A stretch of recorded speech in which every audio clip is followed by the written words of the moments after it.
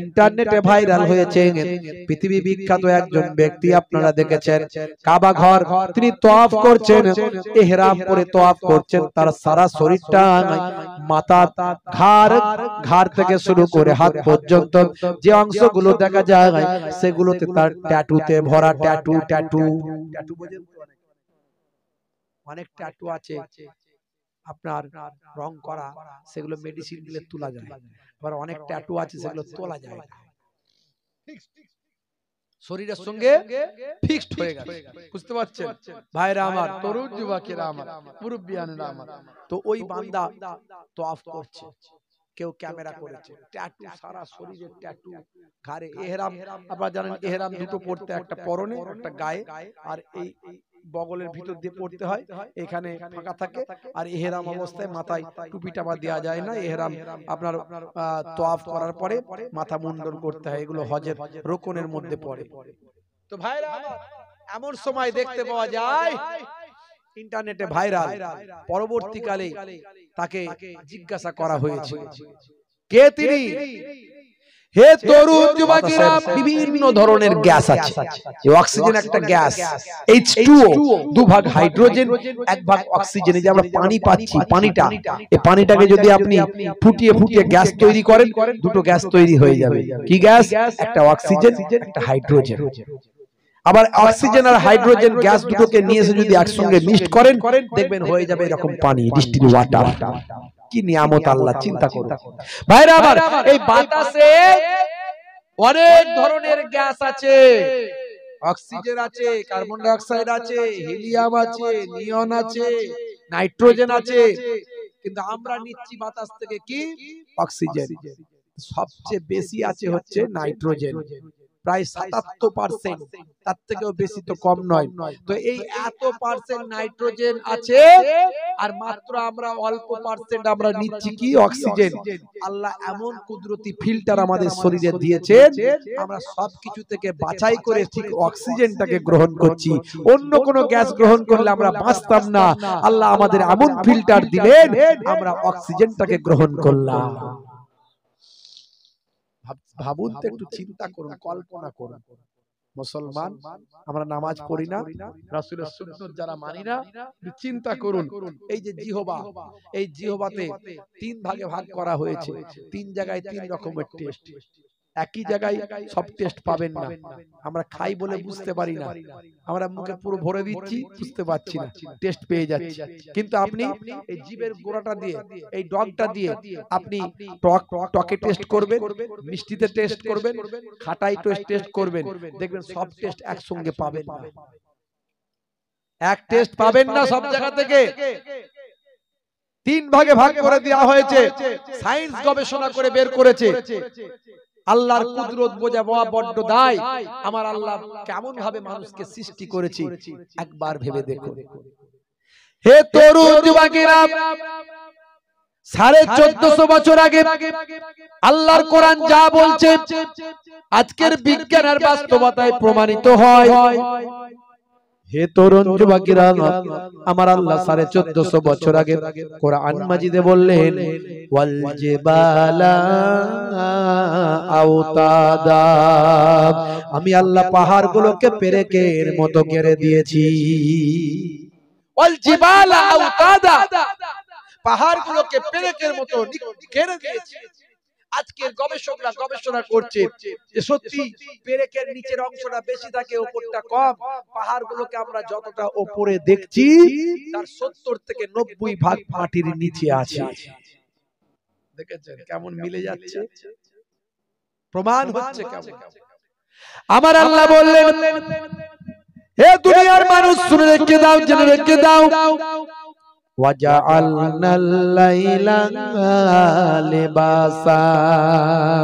আমি আল্লাহ রাতকে তোমাদের জন্য পোশাক বানিয়ে দিয়েছি বন্ধুরা আমার পোশাকের কাজ হলো শরীরকে ঢেকে রাখা রাতের কাজ হলো মানুষকে ঢেকে রাখা অর্থাৎ রাতের বেলা তুমি অন্ধকারে থাকবে এটাই হলো আল্লাহর কোরআন থেকে প্রমাণ।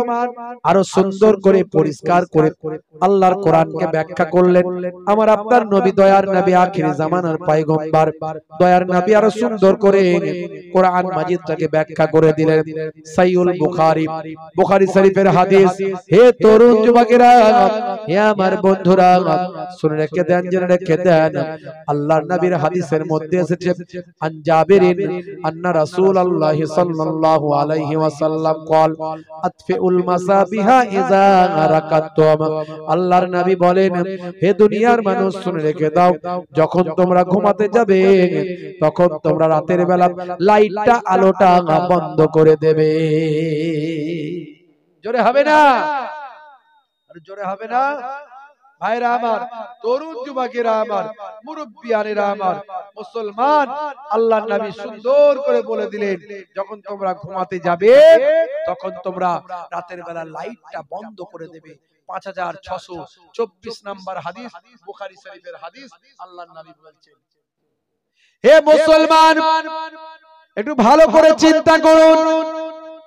আল্লাহর কোরআন যেটা বলল, নবীর হাদিস যেটা বলল, 1450 বছর আগে, সে সময় কোনো প্যাথোলজি ছিল না, সে সময় কোনো ল্যাবরেটরি ছিল না, সে সময় কোনো গবেষণা কেন্দ্র ছিল না, কোনো নাসা ছিল না, ইসরো ছিল না। আল্লাহর নবী যেটা বললেন, আমার আল্লাহ যেটা বললেন, রাতের বেলা অন্ধকারের ভিতরে থাকো। নবী বললেন লাইট বন্ধ করে দিয়ে ঘুমাও। 1450 বছর কেটে গেল। আজকের যুগের বিজ্ঞানীদের বিজ্ঞানের গবেষণায় ধরা পড়ল, মাথা থেকে 5 ধরনের হরমোন নিঃসৃত হয়।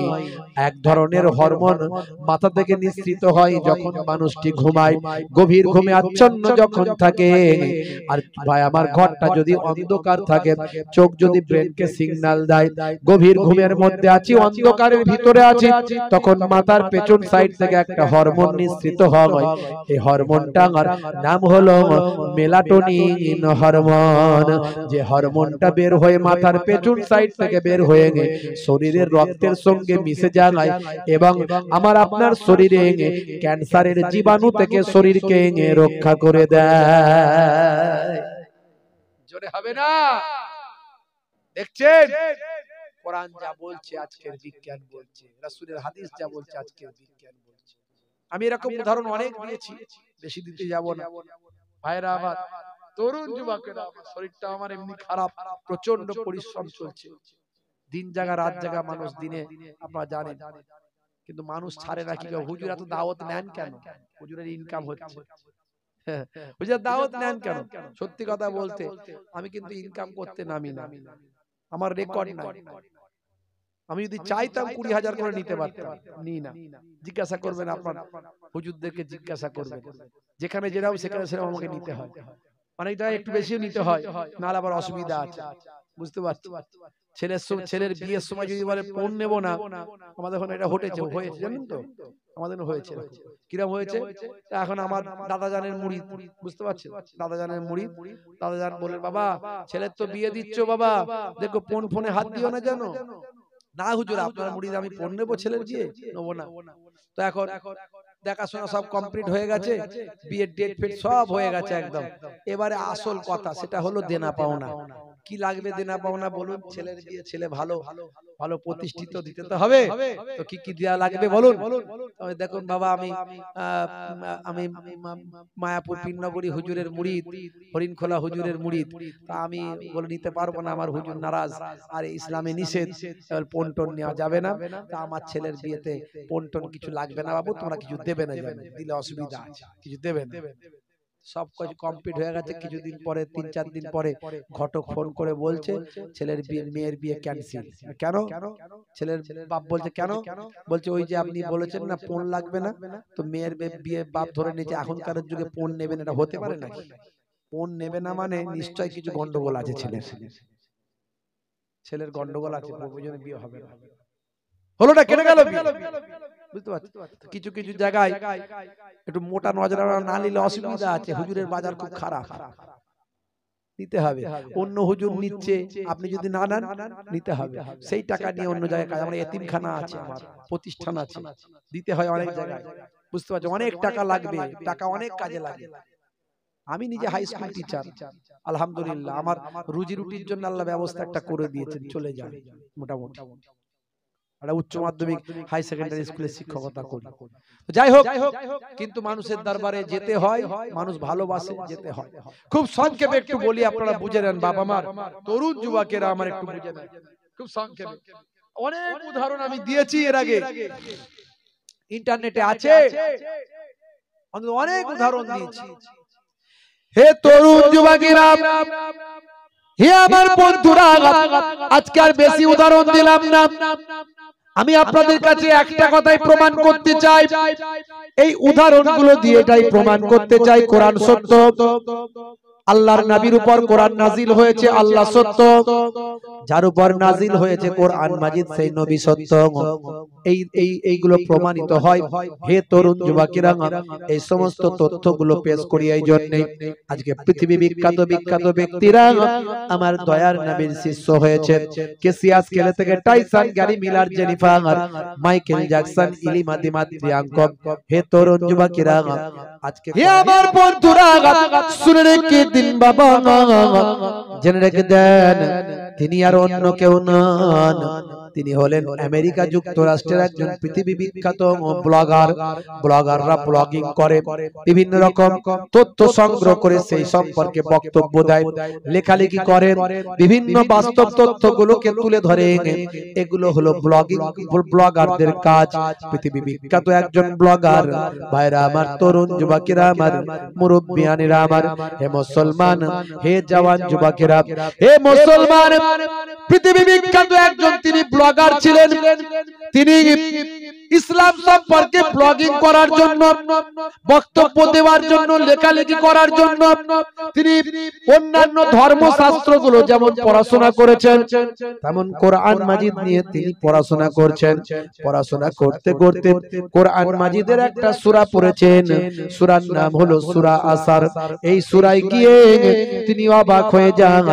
বারবার বারবার এই সূরাটা পড়তে পড়তে পড়তে পড়তে দয়ার নবীর কালেমা পড়ে বিশ্ব নবীর শিষ্য হয়ে যায়। ভাইরা আমার, জিজ্ঞাসা করা হলো কি এমন সূরা, কি এমন পড়েছেন? তিনি বলেন সূরাটির নাম হলো সূরা আসার। এই সূরাতে আমি কি আটকে গেলাম, বারবার পড়লাম, গবেষণা করলাম কি আছে এই সূরাতে। এই সূরাতে আমার আল্লাহ সময়ের কসম করেছেন, আসরের কসম করেছেন। আমার আল্লাহ বলছেন ওয়াল আস ইন্নাল ইনসানা লাফি খসর। হে তরুণ যুবকেরা, আমার আল্লাহ বলছেন আমি সময়ের কসম করছি, আসরের কসম করছি, নিশ্চয় মানুষ ক্ষতিগ্রস্তদের অন্তর্ভুক্ত। নিশ্চয় মানুষ ক্ষতিগ্রস্তদের অন্তর্ভুক্ত, আমি সময়ের কসম করছি। ওয়াক্তের কসম করলেন, টাইম, সময়ের, মানুষ ক্ষতিগ্রস্তদের অন্তর্ভুক্ত। ইল্লাল্লাযীনা আমানু ওয়া আমিলুস সালিহাত ওয়া তাওয়াসাউ বিল হক্কি ওয়া তাওয়াসাউ বিস সাবর। হে তরুণ যুবকেরা, তারা ক্ষতিগ্রস্ত নয়, ওই সমস্ত ব্যক্তিরা ক্ষতিগ্রস্ত নয় যারা আল্লাহর উপর ঈমান এনেছে, বিশ্বাস করেছে, যারা ঈমানদার এবং নেক আমল করেছে, ভালো কাজ করেছে। আল্লাহ বলছেন যারা হকের পথে থেকেছে এবং সবর করেছে, ধৈর্যশীল বান্দা হয়েছে, আমি আল্লাহ বলি তারা ক্ষতিগ্রস্ত নয়। এছাড়া পৃথিবীর সমস্ত মানুষ ক্ষতিগ্রস্ত। এই আমার আল্লাহর এই কথা, এই যে সময়ের কসম করে সমস্ত মানুষ ক্ষতিগ্রস্ত বললেন, মিস্টার ভায়ামান, হে তরুণ যুবকেরা, মিস্টার জোসেফ তিনি বলেন আমি এই নিয়ে গবেষণা করলাম, সময় নিয়ে কেন আল্লাহ কসম করলেন। আমি গবেষণা করে পেলাম সময় এমন একটা কিমতি জিনিস, কিমতি মূল্যবান জিনিস, যে সময় পার হয়ে গেলে আর সময় ব্যাকে আসে না, সময়কে ধরে রাখা যায় না, সময়কে আটকানো যায় না, সময়কে ব্যাকে টানা যায় না, সময়কে কন্ট্রোল করা যায় না। এই জন্য আমার আল্লাহ এরকম মূল্যবান কিমতি জিনিস জিনিসের কসম করলেন, সময়ের কসম করে বললেন সমস্ত মানুষ ক্ষতিগ্রস্তদের অন্তর্ভুক্ত, যারা ঈমানদার এবং নেক আমল করেছে, হকের পথে চলেছে আর ধৈর্যশীল বান্দাদের অন্তর্ভুক্ত হয়েছে তারা ব্যতীত। আমি এটা নিয়ে গবেষণা করে শেষে আমি দয়ার নবীর শিষ্য হয়ে গেলাম। জোরে হবে না? তাকে জিজ্ঞাসা করা হলো, আপনি এই ট্যাটু অবস্থায় উমরা করছেন, দেখুন এগুলো সব ফিক্সড হয়ে গেছে, এগুলো শরীর থেকে ফিক্সড হয়ে গেছে, এগুলো তোলা যাবে না। তাই আমি নিরুপায়, আমি আল্লাহর বাইতুল্লাহ তওয়াফ করছি, আমি ঈমানদার হয়ে গেছি, আমার নাম এখন ইব্রাহিম। জোরে বলুন সুবহানাল্লাহ। মুসলমান অবাক ব্যাপার, অবাক ব্যাপার। এই যে ইসলামের গ্রোথ ডেভেলপমেন্ট, এটাকে ব্যান্ড করার জন্য পৃথিবীতে অনেক চক্রান্তকারী চক্রান্ত করছে। তারা ভয় পাচ্ছে আগামী 2050 সালে পৃথিবীর 1 নম্বর রিলিজিয়াস হবে, পৃথিবীর সবচেয়ে বেশি মানুষ আল্লাহর কোরআন, রাসূলের হাদিস, আমার আল্লাহকে এবং দয়ার নবীকে ভালোবাসবে। এটাকে ব্রেক করার জন্য তারা এই চক্রান্তগুলো করছে, কিন্তু পারবে না, সম্ভব নয়, সম্ভব নয়। কুল জাআল হক ওয়া যাহাকাল বাতিল ইন্নাল বাতিলা কানা যাহুকা। হক আসলে বাতিল চলে যাবে। হে তরুণ যুবকেরা, হে আমার বন্ধুরা, হে আমার মুরব্বিয়ানেরা, আল্লাহ বললেন শোনো, এত নিয়ামত তোমাদের দিলাম, এত কিছু আমার নিয়ামত তোমাদের দিলাম, দিয়ে তোমাদের কাছ থেকে একটা জিনিস চাইলাম, সেটা আর অন্য কিছু নয়। সেটা কি চাইলাম? মা খালাকতুল জিন্না ওয়াল ইনসা ইল্লা লিয়াবুদুন। জোরে হবে না? আমি তোমাদের কাছ থেকে একটা জিনিস চেয়েছি বান্দা, হে দুনিয়ার মানুষ শুনে রেখে দাও, তোমরা আমার ইবাদত করবে। হে দুনিয়ার মানুষ, তোমাদেরকে এবং জিন জাতিকে আমি আল্লাহ ইবাদত ছাড়া অন্য কোনো উদ্দেশ্যে সৃষ্টি করি না। তোমরা আমার ইবাদতটা করবে, এই জন্য আমি সৃষ্টি করেছি বান্দা, তোমরা আমার ইবাদত করবে। তবে মনে রাখবেন, ইবাদত মানে নামাজ, রোজা, হজ, যাকাত, ইবাদত মানে তেলাওয়াত, ইবাদত মানে জিকির ফিকির। কিছু বলবেন? ইবাদত মানে নামাজ, ইবাদত মানে রোজা, হজ, যাকাত, জিকির ফিকির। হে তরুণ যুবকেরা, হে আমার বন্ধুরা, শুনে রেখে দিন বাবা, জেনে রেখে দেন, আল্লাহ বললেন ইবাদত করার জন্য সৃষ্টি করেছি, ভালো করে বুঝবেন। কিন্তু আমরা কি বুঝি? ইবাদত মানে নামাজ, রোজা, হজ, যাকাত। তাহলে কি রাত দিন নামাজ, রোজা, হজ, যাকাত করব? কিন্তু আমার আল্লাহ অন্য জায়গায় বলছেন, ফাইজা কুদিয়াতিস সালাত ফান্তাসিরু ফিল আরদ আবতাগু মিন ফাদলিল্লাহ। এই নামাজ खत्म हो गया, चलो निकलो अपना काम में जाओ, बाजार में जाओ, खेत में जाओ, मार्केट में जाओ, बीबी बच्चों को पालो पोसो, रोजी रोटी तलाश करो। আমার আল্লাহ নিজেই বলছেন কাজ করার জন্য, ইনকাম করার জন্য। তাহলে সব সময় ইবাদতটা কি করে হলো? আসলে ভুল ব্যাখ্যা করবেন না। আপনি যে কাজ করবেন, ব্যবসা করবেন, তার মধ্যেও আছে ইবাদত। ব্যবসা করবেন, ওজনে ঠকাবেন না। ব্যবসা করবেন, মিথ্যা কথা বলবেন না। ব্যবসা করবেন, ভেজাল মাল পাইল করবেন না। ব্যবসা করবেন, হে তরুণ যুবকেরা, হে আমার মুরব্বিয়ানেরা, ব্যবসা করবেন, কখনো আপনি পুরানো মাল নতুন মালের সঙ্গে মিক্সড করে দেবেন না। ব্যবসা করবেন, ভাই আমার, এটা মিথ্যা কথা বলবেন না। আল্লাহর কসম করে বলছি, তুমি আমার চাচতো ভাইয়ের ফুফুতো ভাই, তাই তোমার কাছে কেনা দামটা চাই। কেনা দাম না হলে অনেক টাকা লাভ করতাম ভাই, কারণ তুমি আমার চাচতো ভাইয়ের ফুফুতো ভাই, তাই তোমার কাছ থেকে কেনা দামটা নিচ্ছি। আর কাউকে কখনো যেন বলো নাই, কারণ এই কেনা দামটা আমি কাউকেই তো দিতে পারবো না। এই নাও ভাই, গরুটা আমি কিনেছিলাম 25,000-এ, তাই তুমি আমার চাচতো ভাইয়ের ফুফুতো ভাই, তাই তোমাকে আমি 26,000-এ দিতে চাই। আর যদি বলো না পারবো ভাই, তাহলে 25,000 দিয়ে নিয়ে যাও, কোনো অসুবিধা নাই। বেটা কিনেছিল 20,000-এ, দিলে ঠকিয়ে 25-এ। খোদার কসম খেলো, 25-এ কেন 50-এ বিক্রি করতে পারত, 25-এ বিক্রি করতে, 25 কেন 50-এ বিক্রি করতে পারত। কিন্তু এই যে খোদার কসম টসম খেয়ে নিল, মিথ্যার আশ্রয় নিল, ধোঁকাবাজি করলো, এটা গুনাহগারের খাতায় নাম এসে গেল। তাহলে আপনি বিক্রি যখন করবেন, ব্যবসা করবেন, মিথ্যা বলবেন না, কসম খাবেন না, লোককে ঠকাবেন না। আপনি লাভ করার জন্যই ব্যবসা করছেন। আপনার 25 টাকায় কিনে আপনি 50 টাকায় বিক্রি করতেই পারেন। আমার দাম আছে 50, নিতে মন যায় নাও, না হলে যাও। এই দুটো কথা। তবে ইসলামের নির্দেশ, সেল বেশি লাভ কম। দেখবেন ব্যবসা বাড়বে, ব্যবসা লস হবে না, ব্যবসা কোনোদিন নষ্ট হবে না। কিন্তু এখনকার ব্যবসায়ী, নতুন নতুন ব্যবসায়ী বেরিয়েছে, তারা দুদিনে কোটিপতি হতে চায়, দুদিনে কোটিপতি হতে চায়। আল্লাহর নবী কেমন ব্যবসা করাতেন, সাহাবায়ে কেরামদের কেমন ব্যবসা শিখিয়েছিলেন। হে তরুণ যুবকেরা, হে আমার বন্ধুরা, আল্লাহর নবী মদিনার বাজারে মাঝে মাঝে গিয়ে ব্যবসায়ীদের ব্যবসা পর্যবেক্ষণ করতেন।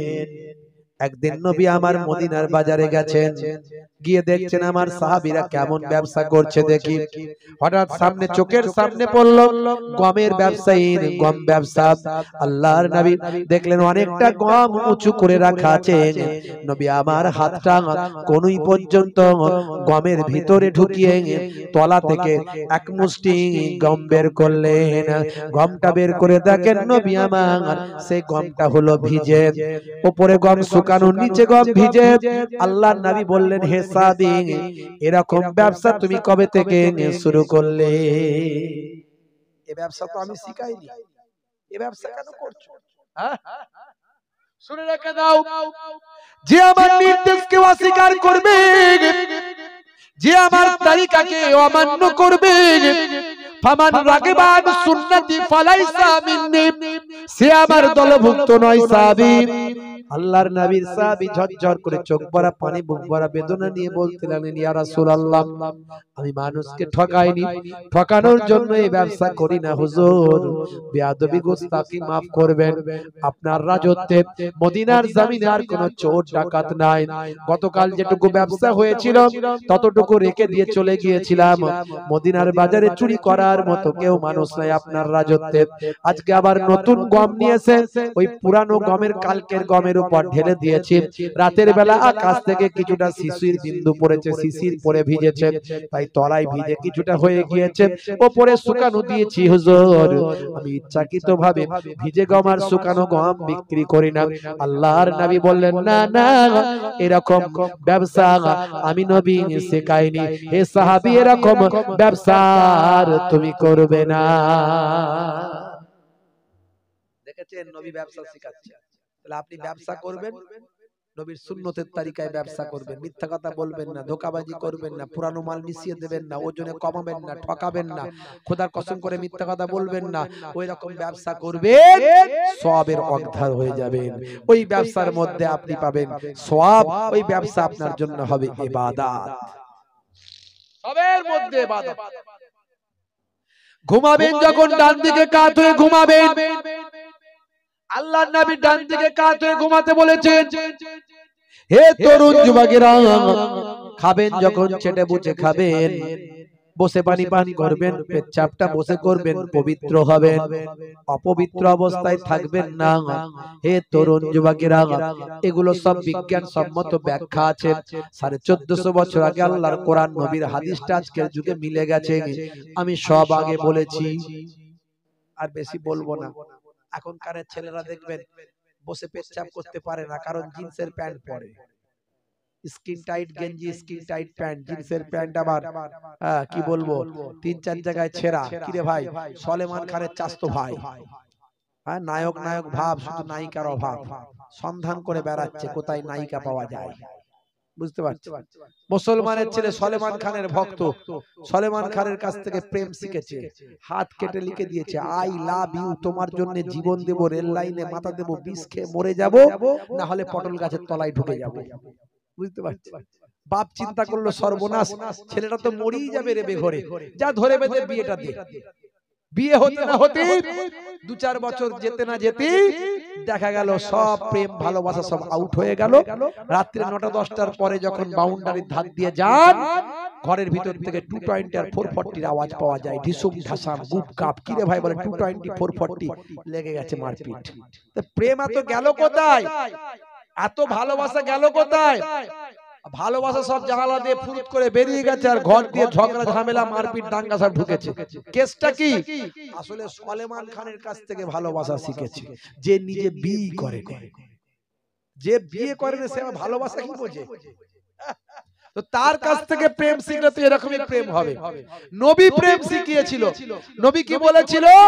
মাঝে মাঝে তোমার স্ত্রীর সঙ্গে রান্নায় সহযোগিতা করবে, মাঝে মাঝে তোমার স্ত্রীর সঙ্গে ছোট কাজগুলো করবে, মাঝে মাঝে ঘরটা নিজে হাতে ঝাড়ু দেবে, মাঝে মাঝে ওয়াইয়াহমিলু বিজাতিন মিনাস সুক, বাজারটা নিজে হাতে করে নিয়ে আসবে। ইয়াকুনু ফি মাহনাতে আহলিহি, স্ত্রীর সঙ্গে কাজগুলোই সহযোগিতা করবে। আচ্ছা বলুন, আপনি যদি আপনার স্ত্রীর সঙ্গে ছোট ছোট কাজগুলো, রান্নায় সহযোগিতা, মাঝে মাঝে ঘর ঝাড়ু দেয়া, এই ওয়াজ শুনলে আবার অনেকে অপছন্দ, রাগ করে, অনেকে বলে হুজুর এই ওয়াজগুলো কি না করলে নয়? এই যে দেখছেন না ফুলটুসির মায়েরা সব শুনে ফেলছে, সকালবেলা তো ধরবে, কই গো হুজুর তো ওয়াজ করে দিয়ে চলে গেল, ঘরটা মাঝে মাঝে ঝাড়ু দেওয়া সুন্নত, স্ত্রীর সঙ্গে কাজ করা সুন্নত, আমার শরীরটা ভালো না, একটু আমি কাজ করছি এদিকে, তুমি একটু ঘরটা ঝাড়ু দিয়ে দাও। বললি তো চাপে পড়ে যাবো হুজুর, বললি তো চাপে পড়ে যাবো। আচ্ছা বলুন তো, আপনি যদি ঘরটা মাঝে মাঝে, সব সময় তো আপনার স্ত্রী আপনাকে বলবেন না, আর আপনি তো কাজ কারবার ব্যবসা নিয়ে থাকেন, তো মাঝে যদি সময় পান ঘরটা যদি একটু ঝাড়ু দেন, আমার নবী দিয়েছেন, নবীর সুন্নত মনে করে দিলে তো সওয়াবের হকদার হয়ে যাবে। তাহলে এই ঘর ঝাড়ু দিলেও সওয়াব আছে, স্ত্রীর সঙ্গে রান্নায় সহযোগিতা করলেও সওয়াব আছে, সবের মধ্যে ইবাদত আছে। আর স্ত্রীর সঙ্গে ছোট ছোট কাজগুলো করলে, এই ঘর মাঝে মাঝে ঝাড়ু দিলে প্রেমটা বাড়বে না কমবে? বলে মারাত্মক বাড়বে। ফেভিকল আঠা বোঝেন তো? ফেভিকল আঠার মতো প্রেম ভালোবাসা কমবে না, বুড়ো বুড়ি হয়ে যাবে তবু প্রেম নষ্ট হবে না। বুঝতে পারছেন? এমন নবীর কাছ থেকে প্রেম যদি শেখেন, এই প্রেম শিখিয়েছেন নবী, দয়ার নবী শিখিয়েছেন এই প্রেম। হে তরুণ যুবকেরা, হে আমার বন্ধুরা, তাহলে ঘর ঝাড়ু দিলে বাজারটা করবেন, নবী করেছেন বলে এই ছোট ছোট কাজগুলো করবেন, এগুলো হলো আপনার জন্য ইবাদত। হে তরুণ যুবকেরা, সবের মধ্যে বাস্তবতা আছে, সবের মধ্যে বিজ্ঞান আছে, সায়েন্স আছে। আমি অনেক উদাহরণ দিয়েছি, বেশি উদাহরণে যাচ্ছি না। হে যুবকেরা, হে আমার বন্ধুরা, তবে মনে রাখবেন, এত ইবাদতের মধ্যে সবচেয়ে বড় ইবাদত হলো নামাজ। সবচেয়ে বড় ইবাদত কি? নামাজ। নামাজ ছেড়ে দিলে হবে না। আমার আল্লাহ তাআলা কোরআন মাজিদে 82 বার নামাজের কথা বলেছেন। ওয়াকিমুস সালাত ওয়া আতুজ যাকাত ওয়া আরকাউ মা'আর রাকিন, সালাতটা আদায় করো, যাকাতটা প্রদান করো, আর রুকুকারীদের সঙ্গে রুকুটা করো। হে তরুণ যুবকেরা, হে আমার বন্ধুরা, শুনে রেখে দিন, জেনে রেখে দিন, সবচেয়ে বড় ইবাদত হলো নামাজ। নামাজের মধ্যে আমার আল্লাহ এমন জিনিস দিয়েছেন, আমার আল্লাহ বলছেন, আস্তাঈনু বিস-সাবরি ওয়াস-সালাম, বান্দা তোরা আমার কাছে সাহায্য প্রার্থনা কর ধৈর্য এবং নামাজের মাধ্যমে। তোমার যা কিছু চাওয়া দরকার আমি আল্লাহর কাছে চাও, নামাজের মাধ্যমে চাও। তোমার যা কিছু বলা দরকার আমি আল্লাহর কাছে বলো নামাজের মাধ্যমে। এর জন্য 5 ওয়াক্ত নামাজে মুয়াজ্জিন আযান দেয়, আযান দিয়ে কি বলে? হাইয়া আলাস সালাম, হাইয়া আলাস সালাম, মানে এসো নামাজের দিকে এসো, এসো নামাজের দিকে এসো। নামাজে এলে কি হবে? হে মুয়াজ্জিন বলো, মুয়াজ্জিন বলে দাও নামাজে এলে মুসল্লি কি পাবে সেটা তুমি জানিয়ে দাও। তখন মুয়াজ্জিন আবার বলে, কি বলে? হাইয়া আলাল ফালাহ,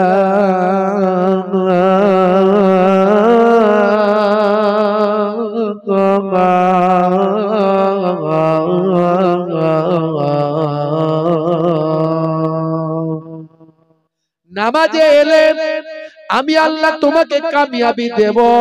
হে মুয়াজ্জিন বলে দাও, মুসলমানের ছেলে নামাজ ছেড়ে দিয়ে ফ্রি ফায়ার খেলে, মুসলমানের ছেলে নামাজ ছেড়ে দিয়ে তাস খেলে, মুসলমানের ছেলে নামাজ ছেড়ে দিয়ে জুয়া খেলে, আর বাজারে বলে বাজার খুব খারাপ, ইনকাম হচ্ছে না, কারবারে লস। আল্লাহ বলেছিল লাভ পাবি, ইনকাম বেশি হবে, চাকরিতে কামিয়াবি পাবি, ব্যবসায় উন্নতি হবে, বিপদ কেটে যাবে। আমি আল্লাহ বলছি যদি তোমরা কামিয়াবি পেতে চাও, ওরে বান্দা নামাজে এসে আমি আল্লাহর দরবারে দাঁড়া। ইচ্ছাকৃতভাবে যদি কোন ব্যক্তি নামাজ ছেড়ে দেয়, হে তরুণ যুবকেরা, তার জন্য 14টা শাস্তি রাখা আছে। আল্লাহর নবীর হাদিস থেকে প্রমাণ, 14টা শাস্তি রাখা আছে। এক নাম্বার হলো দুনিয়াতে হবে 5টা শাস্তি। কি কি হবে? তার চেহারার মধ্যে নেককারের কোনো জ্যোতি থাকবে না, নেককার মানুষের কোনো আলো তার চেহারার মধ্যে থাকবে না, এটা হলো 1 নাম্বার শাস্তি। 2 নাম্বার শাস্তি হলো তার রুজি রুটিতে বরকত হবে না। ভালো করে বোঝুন, যারা বলে ইনকাম হচ্ছে না, থাকছে না, পয়সা দেখতে পাই না, হুজুর দোয়া করেন, তাবিজ করেন, হে তরুণ যুবকেরা, আল্লাহর নবীর হাদিস থেকে প্রমাণ, বেনামাজি বান্দার রুজিতে বরকত হবে না। 3 নাম্বার হলো বেনামাজি বান্দা যদি কোনো ভালো কাজ করে, ভালো কাজের সওয়াব পাবে না। 4 নাম্বার হলো বেনামাজি বান্দা যদি নিজের জন্য দোয়া চায়, সেই দোয়াটা আল্লাহর দরবারে কবুল হবে না। 5 নাম্বার হলো বেনামাজি বান্দার জন্য পৃথিবী বিখ্যাত যত বড় আল্লাহর ওলি বান্দা দোয়া চাক, সে দোয়াও তার জন্য কাজে লাগবে না। 5টা। ভাইরা আমার, তরুণ যুবকেরা আমার, মৃত্যুর সময় হবে 3টে শাস্তি। 1 নাম্বার হলো মৃত্যুটা হবে বেইজ্জতির সঙ্গে মৃত্যু, অপমানের সঙ্গে মৃত্যু হবে 1 নাম্বার। 2 নাম্বার হলো মৃত্যুর সময় প্রচন্ড ক্ষুধার্ত থাকবে ওই ব্যক্তি। 3 নাম্বার হলো বেনামাজি বান্দা যখন মারা যাবে প্রচন্ড পিপাসা অবস্থায় মারা যাবে। এই 3টে শাস্তি মৃত্যুর সময় হবে। হে তরুণ যুবকেরা, কবরে গেলে হবে 3টে শাস্তি, কবরে গেলে হবে 3টে শাস্তি। তার মধ্যে একটা হলো কবরের মাটি, একদিকের মাটি অন্য দিকের মাটির সঙ্গে মিলে গিয়ে ওই ব্যক্তিকে পিসাই করে ফেলবে, গুঁড়ো করে ফেলবে, আবার সরে যাবে, আবার গোটা হবে, আবার গুঁড়ো করবে, এটা চলতে থাকবে। 2 নাম্বার হলো কবরটা আগুনের কুণ্ড, আগুনের কুণ্ডুতে কবর পরিণত হবে, আগুনের কুণ্ডুতে কবরটা ভরে যাবে। আর 3 নাম্বার হলো কবরটাতে আমার আল্লাহ একটা ভয়ঙ্কর সাপ নিযুক্ত করবেন, যে সাপটার নাম হলো সুজাকরাব। এই সাপটা একবার দংশন করলে, হে তরুণ যুবকেরা, মারাত্মক কষ্ট, এত কষ্ট হবে তার নমুনা হলো দুনিয়ার জমিনে যদি এই সাপ একবার নিঃশ্বাস ফেলে, কিয়ামত পর্যন্ত সেই জায়গা আর কখনো ঘাস জন্ম নেবে না।